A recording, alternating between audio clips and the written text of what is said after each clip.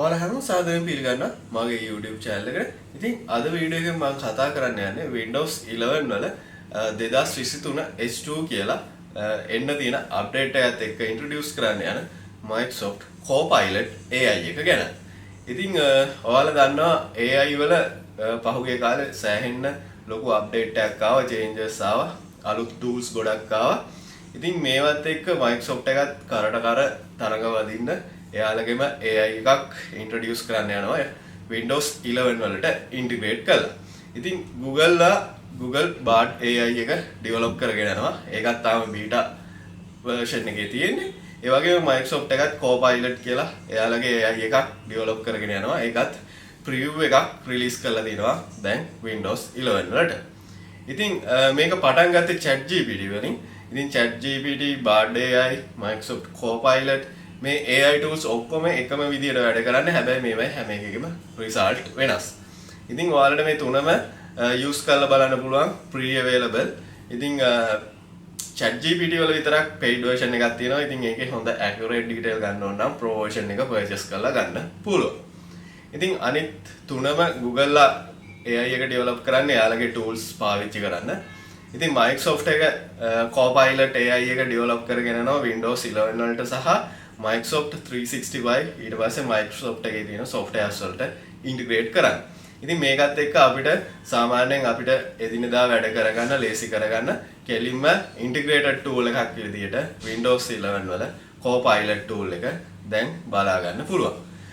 පහුගිය මාස කිහිපය තුළ ඒක Bing web browser එකට දුන්නා. ඉතින් web browser එක දීලා ඒකම තමයි දැන් Windows 11 වලට integrate කරලා තියෙන්නේ. ඉතින් එහෙනම් අද වීඩියෝ එකෙන් බලමු කොහොමද අපි Copilot tool එක use කරලා අපේ වැඩ ලේසියෙන්ම Windows 11 වලදී කරගන්නේ කියලා. Windows 11 වල ඔයාලා අලුත්ම අප්ඩේට් එක දාගෙන ඉන්නවා නම් Microsoft Copilot AI tool එක automaticallyම ගොඩක් වෙලාවට activate වෙනවා. ඉතින් මේක activate වෙන්න නම් ඔයාගේ PC එකේ Windows 11 22H2 OS build එක 22.621.23.61 කියන අප්ඩේට් එකෙන් උඩ අප්ඩේට් එකක් තියෙනවා. ඉතින් මේක ප්‍රී version preview එකක් විදියට බීටා එකක් තමයි රිලීස් කරලා තියෙන්නේ. ඉතින් ඔයා ඒක ඇක්ටිව් කරගත්තා නම් මෙන්න මෙතන Copilot preview කියන එක බලා ගන්න පුළුවන්. මේක ක්ලික් කරාම ඔයාට site pane එකකින් load වෙනවා Copilot window එක. ඉතින් මේක සාමාන්‍යයෙන් ChatGPT එකේ වගේම තමයි තියෙන්නේ. අපිට ඕන command එකක් මෙතෙන්දි දෙන්න පුළුවන්. දුන්නට පස්සේ ඒකට අදාළ රිසල්ට් එක ඔයාට බලා ගන්න පුළුවන්. ඉතින් මේකේ mic input එකක් තියෙනවා, ඒ වගේම image input එකක් තියෙනවා. ඉතින් ඕනම දෙයක් මෙතෙන්දී අපිට enter කරන්න හැකියාව තියෙනවා. free icon එක තමයි බලා ගන්න පුළුවන්. ඒ වගේම Copilot with Bing chat කියලා තියෙනවා. ඉතින් Bing chat කියන්නේ කලින් Edge browser එකත් එක්ක අපිට මේ Copilot එක introduce කරලා දුන්නා. ඉතින් ඔයාලට Windows වල Microsoft Edge browser එක ගත්තොත් Edge browser එකෙත් ඔයාලට මෙන්න මේ side එකෙන් මේ Copilot chat tool එක බලා ගන්න පුළුවන්. ඉතින් මේකෙදි result එක ඇත්තටම දෙන්නේ web based result එකක්. ඉතින් ඕනම එකක් අපිට සාමාන්‍යයෙන් text based generation එකක් ඕන එකක් web through කරගන්න ඕන එකක් ඕන එකක් අපිට මෙතෙන්දි කරගන්න හැකියාව තියෙනවා. ඉතින් මේකෙදි වාසිය තියෙන්නේ අපිට ඕන නම් Windows වලට අදාළ command එකක් වුණත් දෙන්න හැකියාව තියෙනවා. ඉතින් මේක ක්ලික් කරලා on කරගත්තම ඔයාලට පේනවා ඉතින් මේක window එක auto resize වෙනවා. ඒ වගේම අපිට මෙතන commands දෙන්න පුළුවන්. ඉතින් මෙතන අපි Windows වලට අදාළ command එකක් දුන්නොත් open අපිට කෙලින්ම notepad එක open කරගන්න හැකියාව තියෙනවා. ඉතින් මේකට අපිට software commands දෙනවා. ඉතින් permissions අහනවා.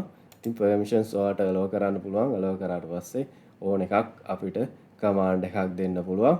ඉතින් ඒ වගේම turn on dark mode කියලා දෙන්න පුළුවන්.